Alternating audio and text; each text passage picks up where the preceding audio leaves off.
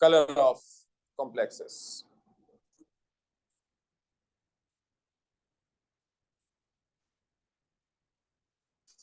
अच्छा, हम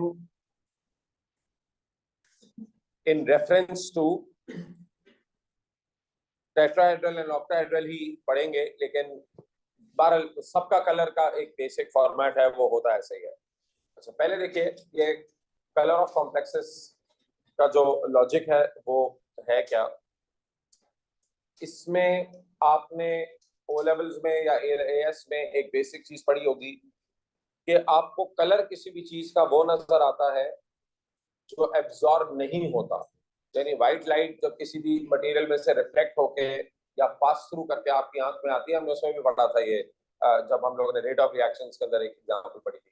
तो उसमें वो कलर जो एब्जॉर्ब कर लेता है वो डिसअपीयर हो जाते हैं, और जो कलर्स उसमें एब्जॉर्ब नहीं होते वो आपकी आई पे फॉल करते हैं और आप उनको व्यू कर लेते हैं। जाहिर है आपकी आंख कंबाइन करती है कलर्स को और उसका एक रिजल्टेंट कलर आपको शो कर देती है। तो यहाँ पर भी मोरलेस बात तो यही है ना, कॉम्प्लेक्सेस में से जब व्हाइट लाइट गुजरती है तो वो कुछ कलर्स को एब्जॉर्ब कर लेते हैं और कुछ कलर्स को जाने देते हैं। ठीक है। अच्छा, अब कुछ ही कलर्स एब्जॉर्ब क्यों करते हैं, इसका आंसर क्वांटम फिजिक्स में आपने पढ़ा है। आप लोगों ने क्वांटम फिजिक्स में ये पढ़ा होगा कि सिर्फ वही कलर्स एब्जॉर्ब होते हैं जिनका एनर्जी इक्वल होती है to the energy gap between the two energy levels. पढ़ा आपको, और वो उनको एब्जॉर्ब करके एक्साइट हो जाते हैं। ठीक है, नहीं वर्क फंक्शन नहीं, मैं फोटो इलेक्ट्रिक इफेक्ट की बात नहीं कर रहा। आप लोगों ने बोहर का जो मॉडल पढ़ा है इसका, आपने continuous spectrum, absorption spectrum, emission spectrum पढ़ा है ना लाइट का। तो जो एब्जॉर्प्शन स्पेक्ट्रम है उसमें डार्क लाइंस क्यों आती हैं?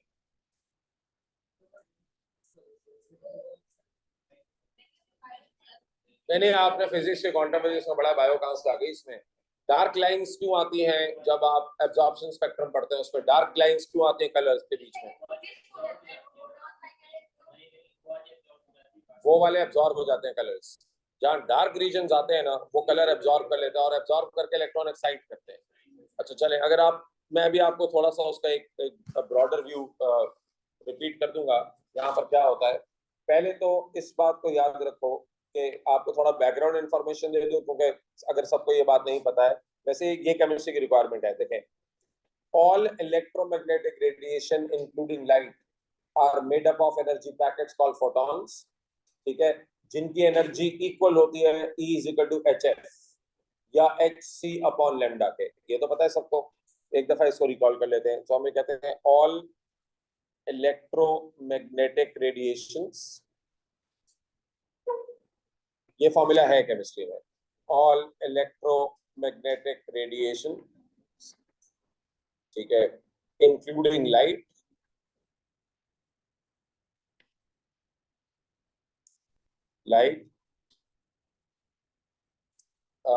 have photons, ठीक है, and energy of देखो केमिस्ट्री में ना हम इतना कोई फोटोन पे ज्यादा फोकस नहीं करते, हम रेडिएशन का वर्ड यूज करते हैं। And energy of the radiation, यानी ब्रैकेट में लिख रहा हूं, ऑफ फोटॉन्स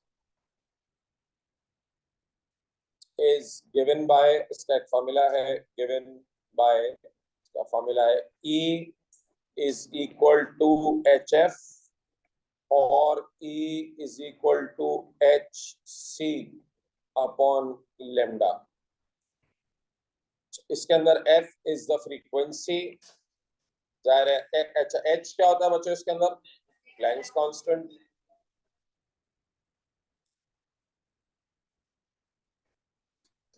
अरे माशाल्लाह। अच्छा, F is the frequency of radiation.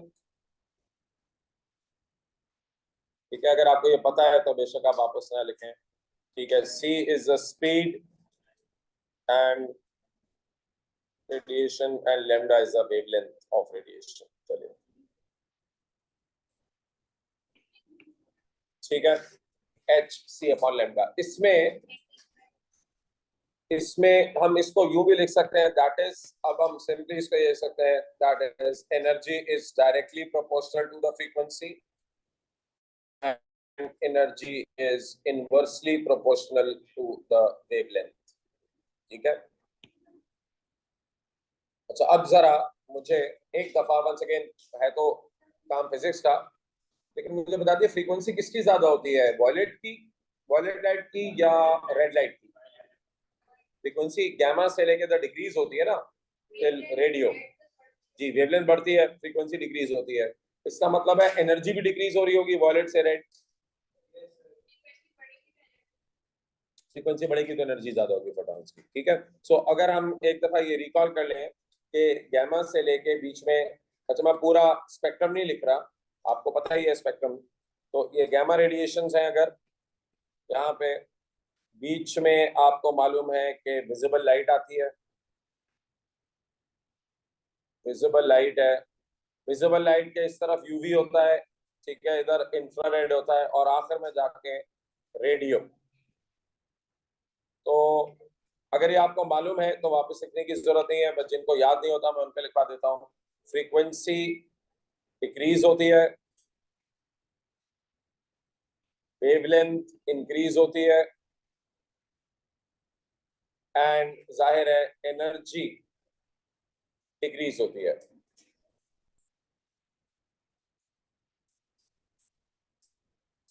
अच्छा, विजिबल लाइट के अंदर अगर हम उसको 7 कलर्स में ब्रेक करें, so violet, indigo, blue, green, yellow, orange, red, तो हमारा जाहिर है कलर पे ज्यादा फोकस होगा, तो रेड कलर की एनर्जी सबसे कम होती है और वॉयलेट कलर की एनर्जी सबसे ज्यादा होती है। ठीक है। चलिए, अब ये तो हो गया ये एक बैकग्राउंड जो फिजिक्स में आप लोगों ने पढ़ा हुआ है। अब इसको अप्लाई कैसे करना है कलर्स के ऊपर?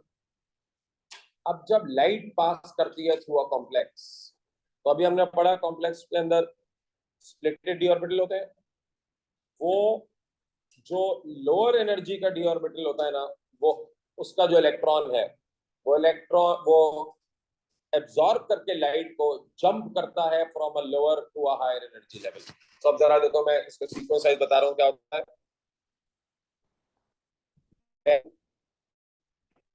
लाइट थ्रू अ कॉम्प्लेक्स,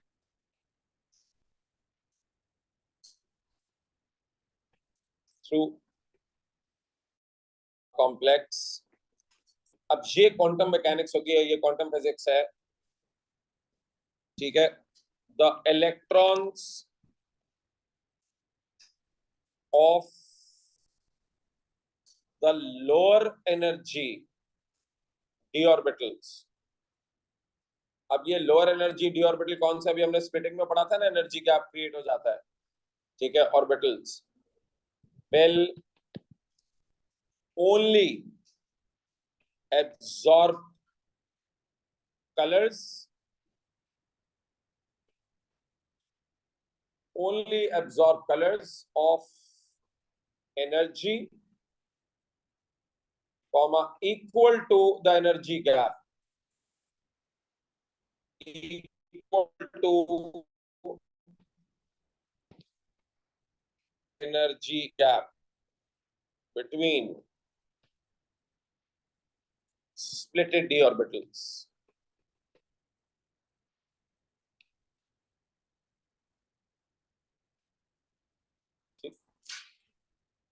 और क्या करते हैं इस एनर्जी को एब्जॉर्ब करके, वो जंप करके चले आते हैं टू द हायर एनर्जी। ठीक है। So energy gap, splitted d orbitals and are excited। Excited का मतलब क्या होता है? Excited that is jump to the higher energy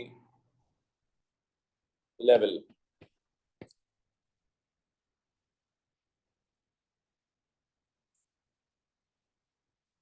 ये जो कलर्स होते हैं, दिस कलर और these colors are removed, these colors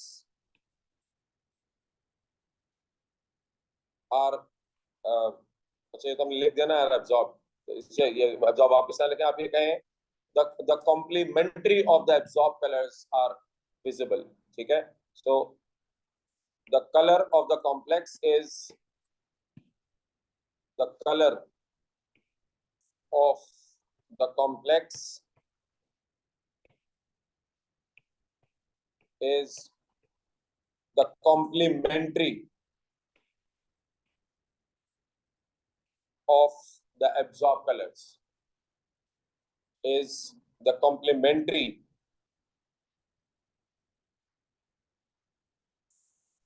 color या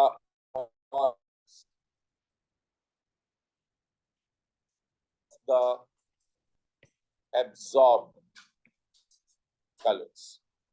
once again उधर भी कलर या कलर्स, कलर या कलर्स, एक से ज्यादा भी हो सकते हैं ना, ठीक है। सो जो कलर आपको नजर आएगा, the colour of the complex, ठीक है,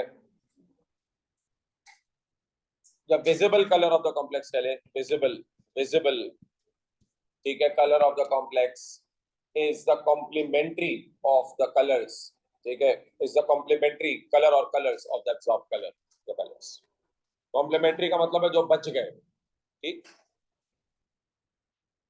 अच्छा, इसमें एक मसला रह गया है, वो भी डिस्कस कर ले पूरा करके ना, फिर मैं आपको इसका डायग्राम बना देता हूँ। मुझे बताएं कि ये इलेक्ट्रॉन्स एक्साइट हो गए, इन्होंने एनर्जी अब्सॉर्ब की और एक्साइट हो गए। अब जब सारे इलेक्ट्रॉन एक्साइट हो जाएंगे, सपोज करो तुम्हारे पास 2 लाख एटम्स हैं, ठीक है, कॉम्प्लेक्सेस के, आपके पास 2 लाख मॉलिक्यूल्स हैं, सारे के सारे इलेक्ट्रॉन एक्साइट हो गए, फिर क्या होगा? सारे एक्साइट हो गए, जितने भी कॉम्प्लेक्स के मॉलिक्यूल्स है उसके सबके इलेक्ट्रॉन एक्साइट होकर ऊपर चले गए। वो नहीं, मेरा तो कहना है फिर एब्जॉर्ब तो नहीं होगा ना लाइट। एक दफा सारे इलेक्ट्रॉन्स एक्साइट कर गए तो फिर तो लाइट एब्जॉर्ब नहीं करेगा वो। तो इसका मतलब आप ये कह रहे हैं कि थोड़ी देर बाद कॉम्प्लेक्स व्हाइट कलर का नजर आने लगेगा, ऐसे ही होगा? नहीं सर, ऐसा कुछ नहीं होता, ऐसा कोई सीन नहीं होता।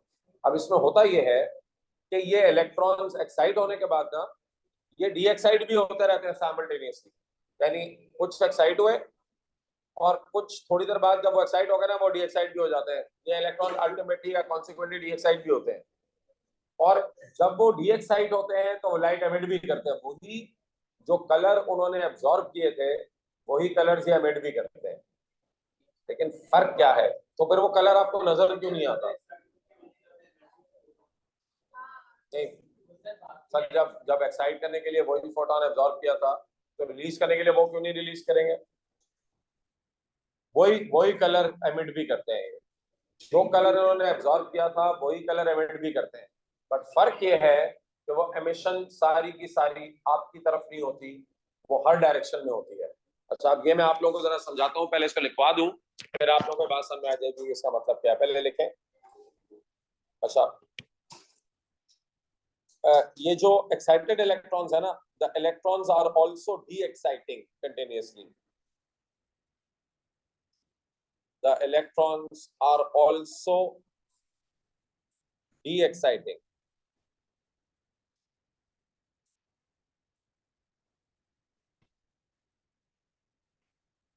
De-exciting continuously. अच्छा, लेकिन and emit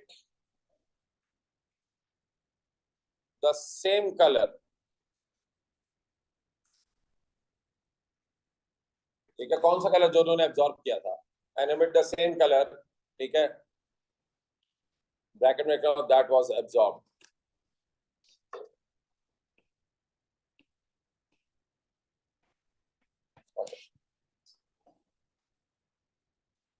लेकिन but in all directions, hence the intensity of this color towards the observer is very low.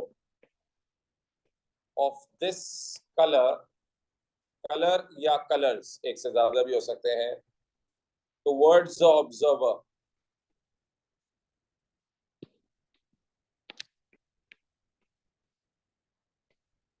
is very low.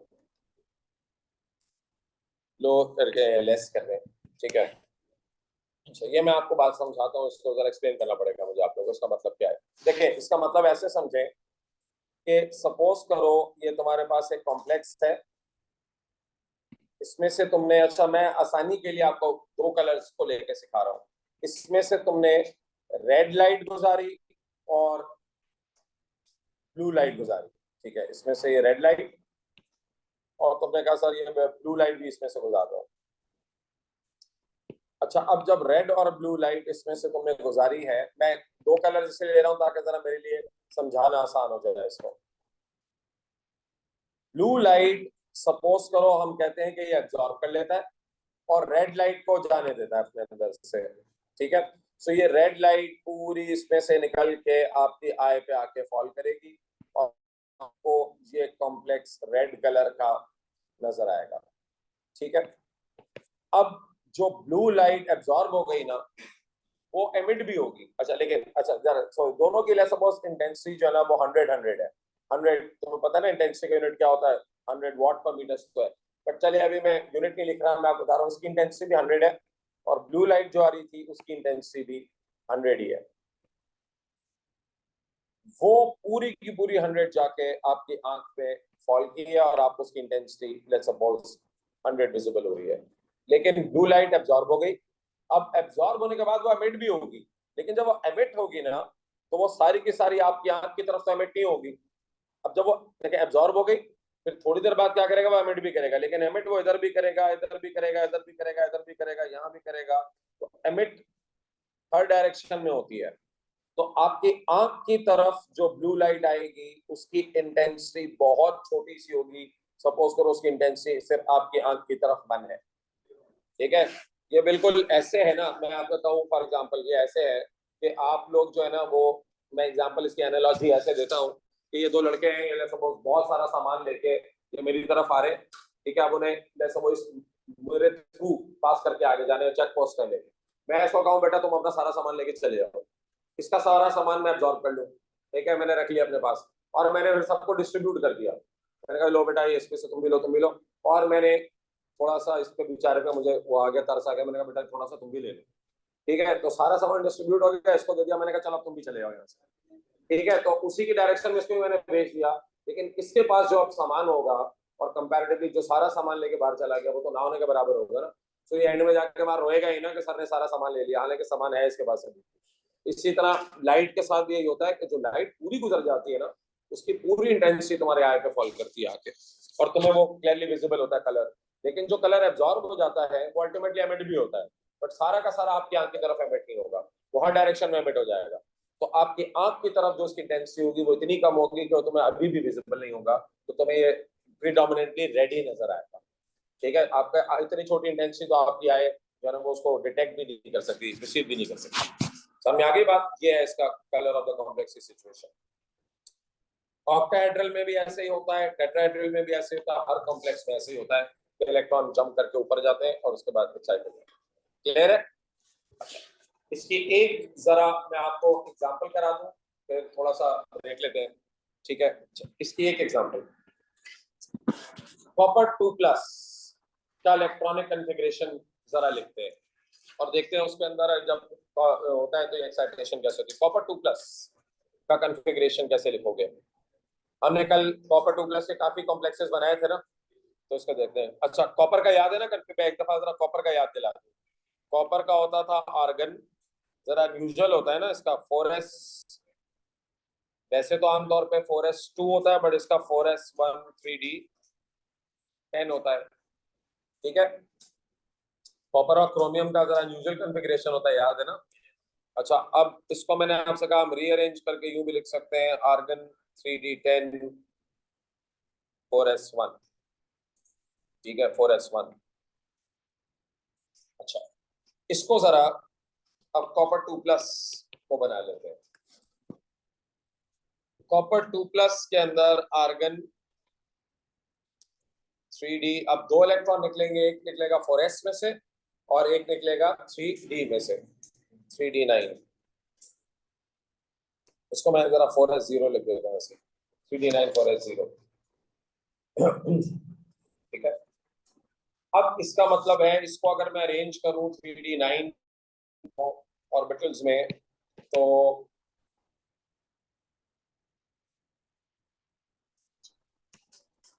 पहले एक एक इलेक्ट्रॉन फिल करते थे, आपको याद है सब में, और फिर पेयरिंग करते थे। तो यही होगा ना 3d9। ठीक है।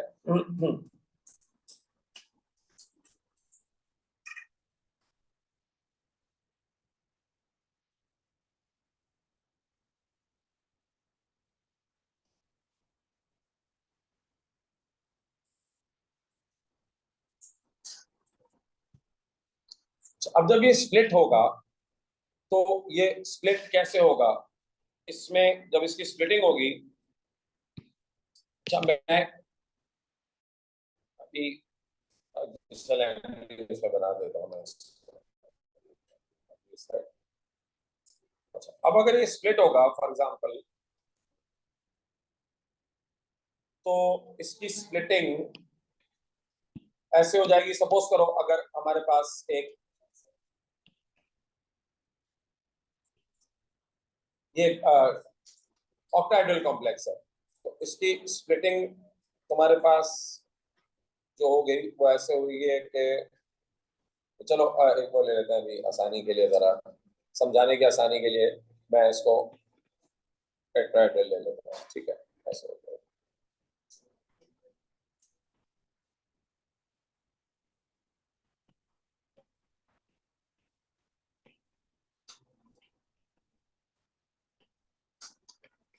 ठीक है।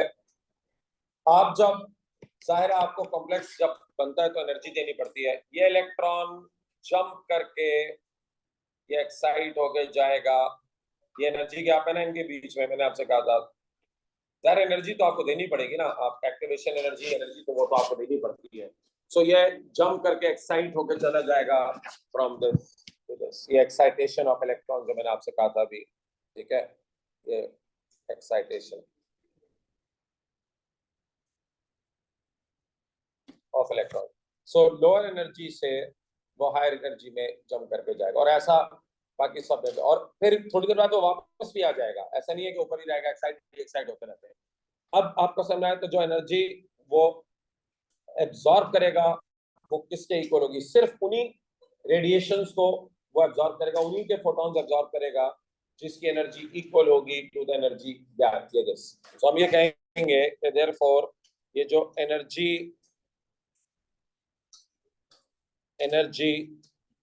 जो इसने एब्जॉर्ब की है, एब्जॉर्ब, वो इक्वल है किसके, to the energy gap between the splitted d orbitals, which is also equal to E is equal to hf or hc upon lambda, where f and lambda is the frequency of that radiation।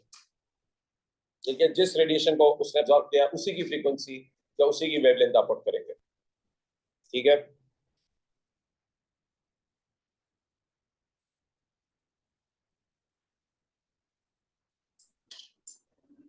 तो इसमें तुम्हें examiner क्या करेगा, दो energy gaps दे देगा, H की value तुम्हें दे देगा, कहेगा बताओ कौन सी फ्रीक्वेंसी का फोटोन एब्जॉर्ब हुआ है। ठीक है, तो आप उसकी फ्रीक्वेंसी निकाल लोगे जी, आएगा, मैंने बताया था। लेकिन ये साइमल्टेनियस ये चलता रहता है, सामने वो एक्साइट, कुछ एक्साइट हो रहे होते हैं, डी एक्साइट हो रहे होते हैं। हाँ, वो फिर जब वो डी एक्साइट होगा तो वही कलर, लेकिन वो कलर जो एमिट होंगे वो, तो इसीलिए तो वो बार बार जगह खाली होती रहती है, वरना तो सारे एक दफा ऊपर चले गए फिर तो जगह ही ना बचे ना मजीद एक्साइटेशन की। ठीक है, ये सबको सामने आ गया बेटा, पक्की बात है। अच्छा, अब इसका मैं आप लोगों को अभी इसका एक पास पेपर का एक सवाल भी दिखाता हूँ कि वो कैसे आता है। अब पहले इससे कि हम इस पे जाएं, अब देखो कलर एक्चुअली किस पे डिपेंड करता है यार, अगर आप गौर से देखें।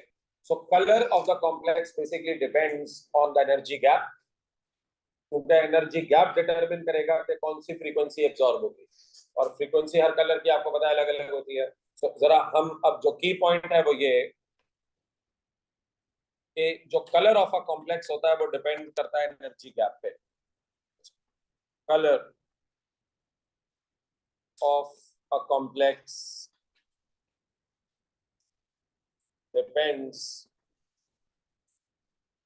On the energy gap. अच्छा sir, between splitted d orbitals।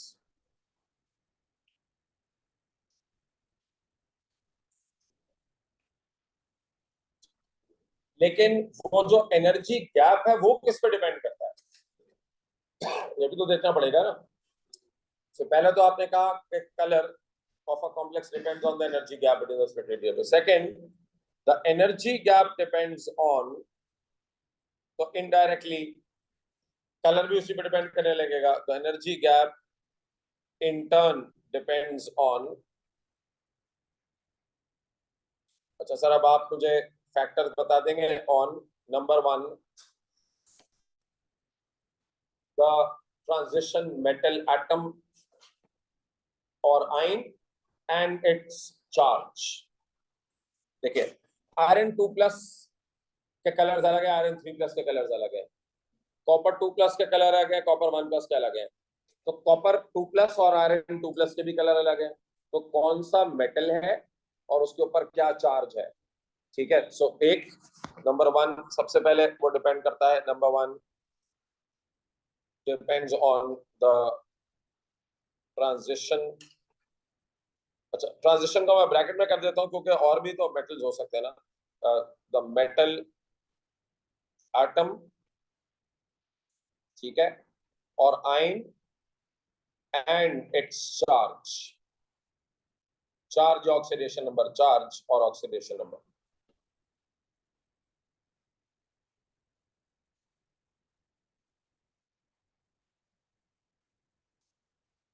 Same oxidation number वाले दो डिफरेंट मेटल्स के कलर्स भी अलग होते हैं, और एक ही मेटल के दो डिफरेंट ऑक्सीडेशन नंबर्स के कलर भी डिफरेंट होते हैं, ठीक है। मैं आपको इसकी वही एग्जांपल दे देता हूं। तो द ट्रांजिशन मेटल एटम और आयन एंड इट्स चार्ज और ऑक्सीडेशन नंबर। इसकी एग्जांपल देखो। एग्जांपल Fe2+ और Copper2+, इनके कॉम्प्लेक्सेस। Fe2+ के यूजुअली जो कॉम्प्लेक्सेस होते हैं वो ग्रीन कलर के होते हैं, ठीक है। ये ग्रीन कॉम्प्लेक्सेस होते हैं।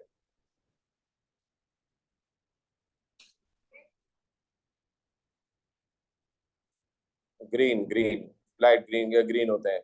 और Copper2+ के यूजुअली, सारे नहीं बट यूजुअली, ठीक है, यूजुअली ब्लू।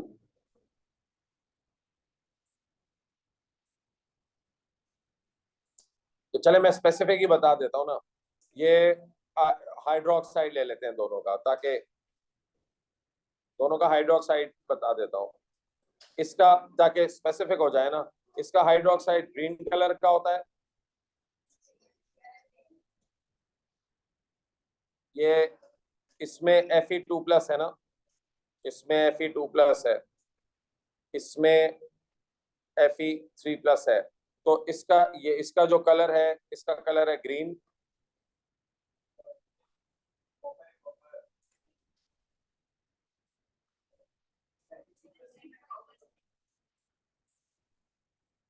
इसका कलर है ग्रीन और इसका कलर है ब्लू,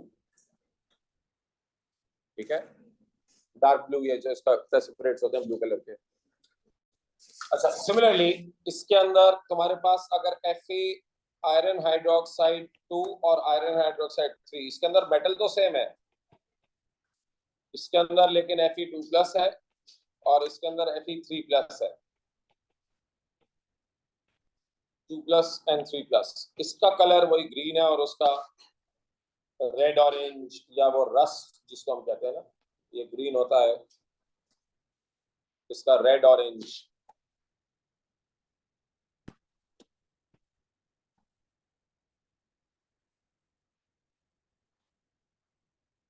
ठीक है, रेड ऑरेंज रस्ट कलर जिसको आप कहते हैं। तो ये इनके, तो मैं आपको ये बताना चाह रहा हूँ कि एक ही मेटल हो लेकिन उसके ऑक्सीडेशन नंबर्स अलग अलग हो तो भी एनर्जी गैप अलग होता है, क्योंकि ऑक्सीडेशन नंबर जब अलग होता है ना, तो याद रखो उसका जो बॉन्ड होता है वो डिफरेंटली बनता है। और अगर एक ही ऑक्सीडेशन नंबर हो लेकिन मेटल अलग अलग हो, ठीक है, ऊपर में मेटल अलग अलग है, ऑक्सीडेशन नंबर सेम है, बेटा क्या है, तरह ऊपर दो अलग अलग मेटल है लेकिन उसका ऑक्सीडेशन नंबर सेम है, उसका +2+2, तो अगर ऑक्सीडेशन नंबर सेम हो लेकिन मेटल अलग हो तब भी कलर अलग होता है। और नीचे वाले एग्जांपल में दोनों मेटल सेम है लेकिन उनका ऑक्सीडेशन नंबर अलग अलग है, ठीक है, इस आयरन 2 और आयरन 3 है तो तब भी कलर अलग होता है, ठीक है। सो सिर्फ ऑक्सीडेशन नंबर नहीं, तो मेटल भी देखना होता है, metal and its oxidation number. बात समझ में आ गई? पहला फैक्टर। अच्छा, सेकंड द लिगेंड। सर दूसरा लिगेंड है ना, सेकंड फैक्टर होता है द लिगेंड। अलग अलग लिगेंड्स अलग अलग कलर के कॉम्प्लेक्सेस बनाते हैं। अगर पानी के साथ कॉपर लगा हुआ होगा तो उसका कॉम्प्लेक्स का कलर अलग होगा, क्लोराइड के साथ लगा होगा तो कलर अलग होगा, ठीक है। सो लिगेंड के वो तो अभी हम पढ़ते हैं हमारे सिलेबस में, आगे जाके कलर्स हैं। So different ligands with the same metal atom will produce a different colour, ठीक है, हर लिगेंड अलग कलर प्रोड्यूस करेगा। तीसरा, और भी किसी चीज पे डिपेंड करता है, shape of the complex, shape,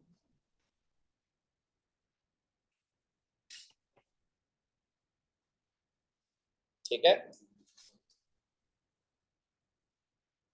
तो लिगेंड बदलने से कलर चेंज हो जाता है, शेप बदलने से कलर चेंज हो जाता है, और ट्रांजिशन मेटल एटम या उसका ऑक्सीडेशन नंबर बदलने से शिफ्ट किया जाता है।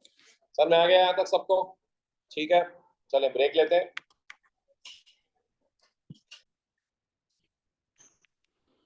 चलो, एक कलर ऑफ कॉम्प्लेक्सेस का मैंने पास पेपर से क्वेश्चन कॉपी किया हुआ है, आप लोग जल्दी से जरा ये क्वेश्चन कॉपी करें, फिर मैं आपको समझाता हूँ ये किस तरीके से आंसर करना है। उसमें एक टेबल तो मैं ये बना के दिया हुआ था, क्योंकि ज़ाहिर है केमिस्ट्री का पेपर है, वो एक्सपेक्ट नहीं करता कि तुम्हें वेवलेंथ्स याद होंगी, तो उसने तुम्हें कलर्स के साथ वेवलेंथ्स लिखी हुई है और आपको एक आइडिया दे दिया है कि जैसे जैसे आप वॉयलेट से रेड कलर पे आते हैं तो फोटोन की एनर्जी कम होती जाती है। उसने लिखा हुआ है हाई, फिर एरो डाउन का मतलब डिक्रीज हो रही है, फिर लोअर, फिर एरो डाउन का मतलब फर्दर डिक्रीज हो रही है, और फिर लो, ठीक है, ये दिया हुआ टेबल। और एक एब्जॉर्बेंस का ग्राफ बना के दिया हुआ है, ये एब्जॉर्बेंस का ग्राफ है। दो कॉम्प्लेक्सेस हैं सी एंड डी जिनका एब्जॉर्बेंस अगेंस्ट वेवलेंथ का ग्राफ है। क्वेश्चन उससे पूछा है list of possible colours of C and D are, या आपको उसने 4 कलर्स दे दिए। आप पहले ये कॉपी करें क्वेश्चन जल्दी से, फिर मैं आपको समझाता हूँ कि इस पे सवाल क्या आता है और उसको कैसे आंसर करना है।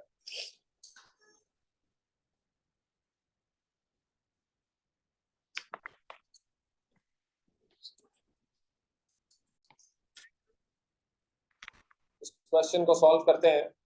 सबसे पहले ग्राफ किस चीज का है इसको गौर से देखो। It's an absorbance against wavelength graph. इसका मतलब है कि जो पीक है ना एब्जॉर्बेंस की, वो सब उस वेवलेंथ को वो सबसे ज्यादा एब्जॉर्ब करती है, और जहां पर इसकी नई पीक नहीं है या जहां पर ग्राफ नीचे आ गया ना वाई एक्सिस में, इसका मतलब है वो कलर लीस्ट एब्जॉर्ब है।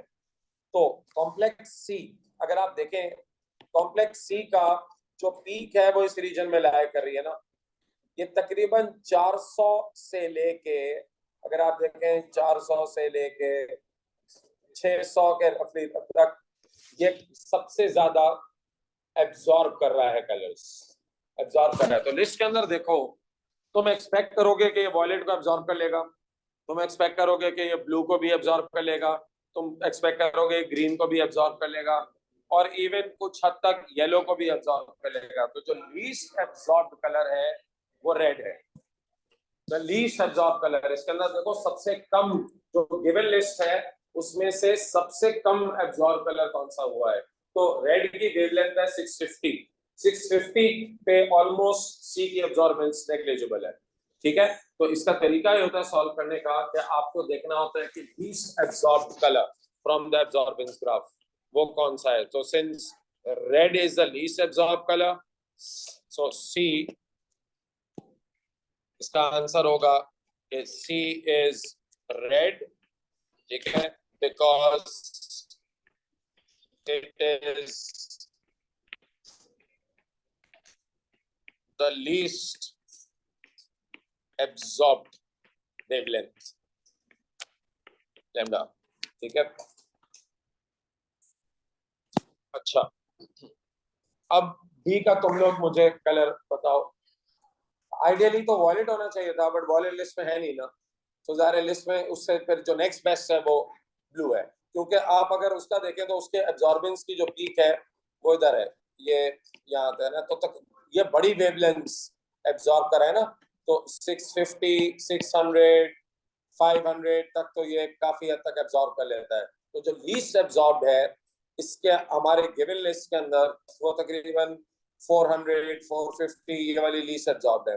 वैसे तो मैंने कहा आइडियली वॉयलेट होता था कलर, लेकिन वॉयलेट तो मेरी लिस्ट में नहीं है, इसीलिए मैंने ब्लू सेलेक्ट किया है, क्योंकि इस गिवन लिस्ट में इस द लीस्ट एब्जॉर्ब कलर। सब में आ गई सबको ये बात। तो डी का जो कलर है वो blue, same reason because it is the least absorb wavelength of the given. ठीक है, सर मैं इसका कलर कैसे निकाल लें? अच्छा, अब इसमें दूसरा पार्ट आता है। वो दूसरा पार्ट आपसे ये पूछता है कि दोनों कॉम्प्लेक्सेस में से ज्यादा बड़ा एनर्जी गैप किस कॉम्प्लेक्स का था between the splitted d orbitals. ठीक है, तो अगला सवाल ये होता है कि part 2, which of the two complexes have a larger energy gap between splitted d orbitals? Between splitted d orbitals, ठीक है। इसका जवाब आप में से कौन बताएगा मुझे? सी के अंदर एनर्जी गैप लार्जर है या डी में एनर्जी गैप लार्जर है?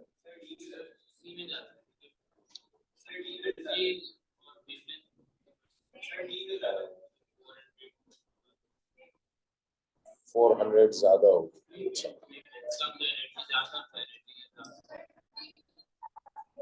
डी का एनर्जी गैप ज्यादा होगा, क्यों? क्योंकि हाँ, जो लॉन्गर वेवलेंथ एब्जॉर्ब करता है ना, याद रखो उसका एनर्जी गैप छोटा होता है। हमने ये पढ़ा था कि जो एनर्जी गैप होता है वो इक्वल होता है to H C upon lambda.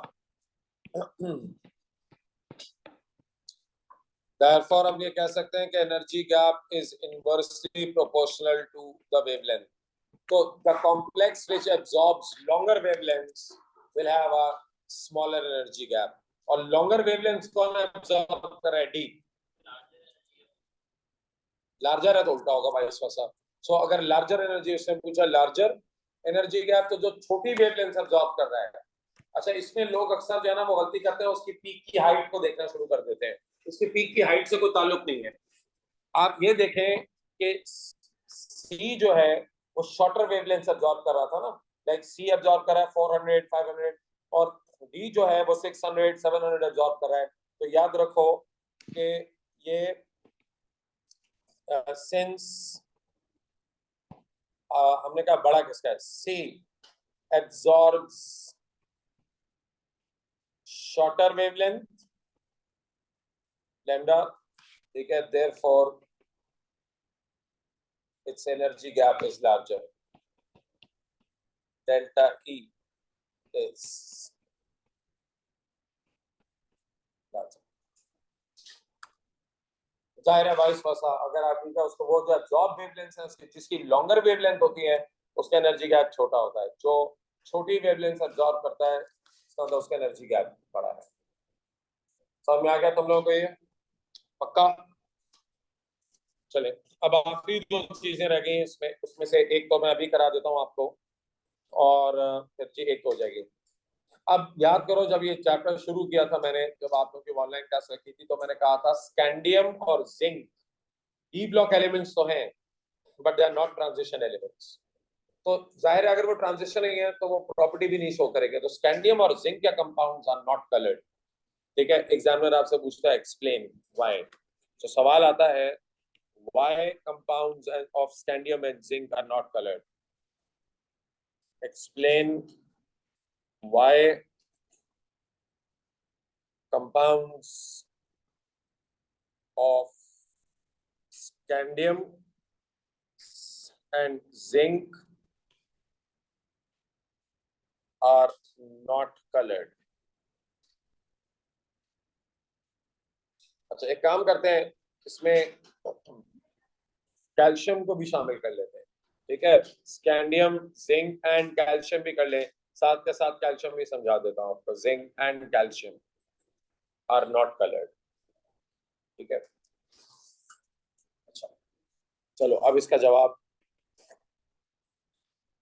जब मैंने आपको स्टार्ट कराया था टॉपिक तो मैंने कहा था the only oxidation state of scandium is scandium 3+।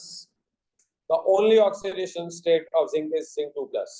और कैल्शियम का तो आपको पता ही है ना, कैल्शियम की होती है 2+। ठीक है, सो अब जरा देखते हैं the only oxidation state of scandium comma, oxidation state of scandium एक साथ ही लिख लेते हैं ना, zinc and calcium in compounds is scandium 3+, Zn 2+, and Ca 2+। ठीक है सर, अब जरा इलेक्ट्रॉनिक कॉन्फ़िगरेशन लिखते हैं इसकी। अगर आप स्कैंडियम 3+ की इलेक्ट्रॉनिक कॉन्फ़िगरेशन लिखें, अच्छा स्कैंडियम में होते हैं 21 इलेक्ट्रॉन, तो स्कैंडियम के इलेक्ट्रॉनिक कॉन्फ़िगरेशन लिखोगे तो आर्गन, फिर 4s2 3d1, ये स्कैंडियम की है। तो स्कैंडियम 3+ की कॉन्फ़िगरेशन क्या होगी, आर्गन। ठीक है, अच्छा अब मैं जानबूझ के क्या कर रहा हूं इसको, अच्छा 3d1 4s2 कर देता हूँ ना, और इसको यूं लिख देते हैं 3d0 4s0। ठीक है, अच्छा अब इसी तरह जरा पहले इनकी कॉन्फ़िगरेशन, अच्छा पहले स्कैंडियम को समझा देता हूँ। सर इसके डी ऑर्बिटल में इलेक्ट्रॉन्स हैं, इसके डी ऑर्बिटल में इलेक्ट्रॉन्स ही नहीं है। ठीक है, इसका डी ऑर्बिटल खाली है। अब अगर इसके अंदर इलेक्ट्रॉन्स है ही नहीं तो फिर स्प्लिटिंग कैसे होगी डी ऑर्बिटल की, the D orbital is empty. ठीक है, जब डी ऑर्बिटल एम्प्टी है तो वो स्प्लिट हो ही नहीं सकता, splitting of D orbital can not occur. अच्छा अब हो क्या सकता है सर, अब बच्चे मुझे कहते हैं कि सर अच्छा नहीं हो सकता, लेकिन इलेक्ट्रॉन्स जो लोअर एनर्जी के इलेक्ट्रॉन्स हैं, अच्छा आर्गन से नीचे जो लोअर एनर्जी है वो क्या है फिर, यानी आर्गन को भी अगर मैं ड्रॉ करूं तो argon 1s2 2s2 2p6 3s2 3p6 है ना।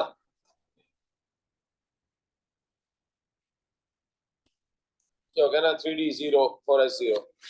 सर अगर इसके अंदर इलेक्ट्रॉन एक्साइट हुए भी, अगर हुए तो वो 3p से 3d में जाएंगे, 3p से 3d में भी तो जा सकते हैं ना, लेकिन उसका जो एनर्जी गैप होता है ना वो इतना बड़ा होता है कि वो विजिबल स्पेक्ट्रम में लाई नहीं करता, वो लाइट के स्पेक्ट्रम में लाई नहीं करता, एनर्जी स्पेक्ट्रम में लाई नहीं करता। इसीलिए अगर वो इलेक्ट्रॉन एक्साइट होते भी हैं तो लाइट एब्जॉर्ब करके नहीं होंगे, तो पूरी लाइट उसके थ्रू गुजर जाएगी। All white light passes through the complex and the colour would be white, जो विजिबल कलर होगा आपको वो व्हाइट होगा, क्योंकि जब तक कोई कलर एब्जॉर्ब नहीं होगा ना तब तक उसका आपको विजिबल नहीं नजर आएगा। तो ये मैं आप लोगों को कल लिखवा दूंगा, आज मैं समझा देता हूँ, फिर मैं आप लोगों को कल इसका पूरा आंसर लिखवा दूंगा। पहला क्वेश्चन में आ गया, इसको फिर रिपीट कर रहा हूँ। उसका D orbital is empty, so empty D orbitals के अंदर स्प्लिटिंग नहीं हो सकती, स्प्लिटिंग नहीं होगी, so the only possibility would be that the electrons of 3p may jump to 3d, but the 3p and 3d का एनर्जी गैप इज लार्जर।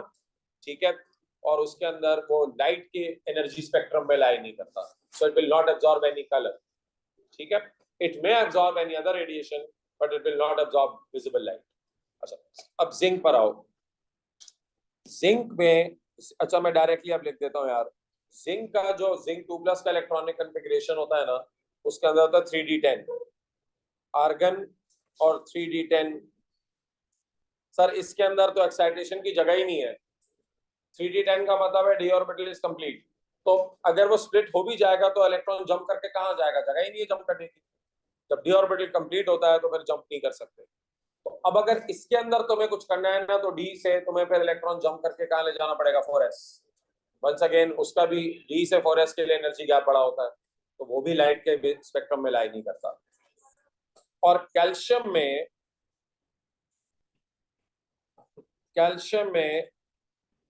भी जो इलेक्ट्रॉनिक कन्फिग्रेशन आप कैल्शियम की बनाएंगे 2+ की, तो वो होगी आर्गन। ठीक है, अब आर्गन जिसको हम कह सकते हैं 1s2 2s2 2p6 3s2 3p6। अब 3p के बाद तुम्हें पता है ना क्या आता है, 3p के बाद क्या आता है 4s। तो इसके 2 इलेक्ट्रॉन 4s से निकलते हैं ना, तो इसके अंदर भी अगर एक्साइटेशन करनी है तो 3p से इलेक्ट्रॉन ने जंप करके 4s में जाना है। तो 3p से 4s में जाने के लिए once again the energy gap is so large कि वो विजिबल स्पेक्ट्रम में लाई नहीं करेगा। आगे बात समझ में सबको? ठीक है, चलिए इसको हम यहाँ पर रख लेते हैं, फिर कल इसको मैं आप लिख लेंगे, अगली क्लास में इसको लिख लेंगे। ये कंप्लीट किया, कलर हमारे यहाँ तक कंप्लीट हो गया। क्या